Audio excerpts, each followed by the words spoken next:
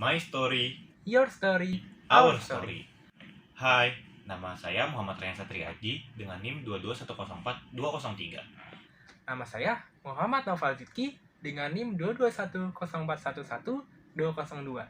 Kali ini kita akan membahas dan menceritakan tentang Pandangan masyarakat tentang rambut gondrong pada anak laki-laki dan juga pengalaman kita mengenai rambut gondrong. Jangan lupa ditonton sampai habis ya. Kalian harus disiplin ya. Kata-kata yang sering dilontarkan oleh guru-guru ketika melakukan razia rambut gondrong untuk siswa laki-laki di sekolah. Rambut gondrong sudah sering terkena razia saat di sekolah, sudah menjadi hal biasa. Kalau ditanya alasannya sih katanya untuk menjaga kerapihan. Tapi memangnya rambut gondrong itu mengganggu jam pelajaran ya? Pertanyaan-pertanyaan itu sering muncul di benak para siswa. Rambut pendek sering dinilai lebih rapi dan bersih dan terpelajar dibandingkan rambut gondrong yang dinilai urak-urakan dan berantakan. Padahal makna kerapian sendiri kan artinya teratur, bersih, dan terawat. Kalau rambut gondrong saja bisa merawat dirinya dan tidak terlihat aneh di orang lain, kenapa enggak? Dan mereka merasa atraktif? Nah, inilah yang harusnya sekolah ajarkan kepada para murid-murid untuk memperlihatkan sisi atraktifnya ketika berbicara di depan orang lain. Bicara tentang rambut gondrong, semua orang memiliki perspektifnya masing-masing. Kalau bagi anak yang rambut gondrong mereka merasa rapi dan mereka percaya diri di depan orang lain, tidak ada salahnya bukan? Aku akan menceritakan bagaimana kisah aku ketika menjadi seorang rambut gondrong.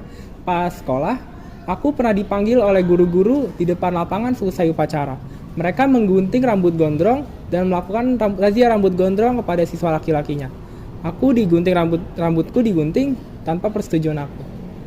Nah, seperti itu. Tapi kalau dipikir-pikir, kenapa ya guru masih berpikir kalau rambut gondrong itu tidak rapi? Apakah ada pemicunya dari zaman dahulu kala? semua ini bermula pada masa Orde Baru, di mana saat itu pemerintah tidak senang jika ada laki-laki yang memiliki rambut melebihi rahang ataupun pundak.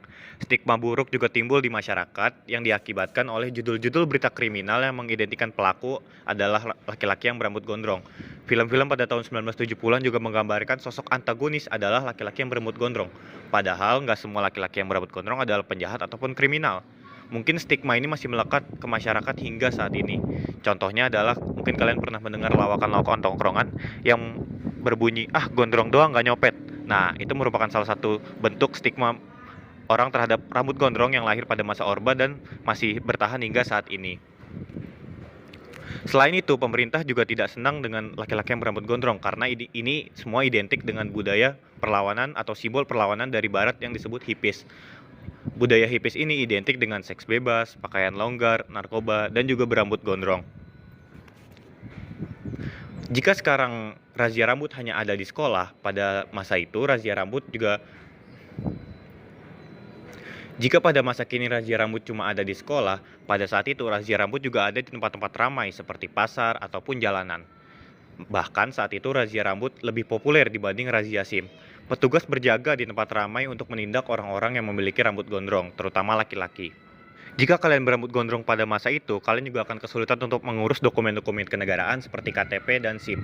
Pelajar diwajibkan untuk berambut cepak ala ABRI. Mahasiswa yang berambut gondrong tidak boleh mengikuti ujian ataupun sidang skripsi. Artis-artis yang berambut gondrong juga dilarang untuk tampil di TVRI. Oh, jadi seperti itu ya rambut gondrong dipandang pada masa Orde Baru. Tapi leganya untuk sekarang sih tidak ada lagi ya peraturan untuk rambut gondrong seperti itu. Kalian bisa bernafas lega karena kalian sudah diperbolehkan untuk mengekspresikan diri kalian sebagaimana gaya rambut kalian. Tidak ada lagi aturan yang mengekang seperti itu. Nah, anak muda sekarang bisa mengekspresikan dirinya. Tapi sayangnya tidak begitu di dunia pendidikan karena masih banyak guru-guru yang menganggap kalau rambut gondrong itu urak-urakan dan berantakan. Ini merupakan salah satu dari pengaruh gaya Orde Baru nggak sih? Nah, betul banget nih. Jadi menurut Jimmy Philippaat, mantan pengajar prodi sastra Prancis UNJ, aturan-aturan yang sekarang itu hanya mereproduksi saja aturan-aturan yang dulu. Padahal untuk mendisiplinkan murid tidak ada hubungannya dengan rambut pendek ataupun panjang. Buat saya, guru itu hanya malas berpikir. Nah, kami setuju nih, karena menurut kami berpenampilan itu adalah hak bagi setiap orang. Setiap orang bebas untuk menentukan apapun penampilannya, termasuk gaya rambut. Karena penampilan merupakan salah satu bentuk pengekspresian diri untuk mereka berinteraksi dengan orang lain.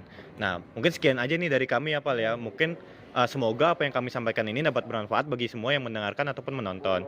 Nah, kurang lebihnya mohon maaf. Dadah.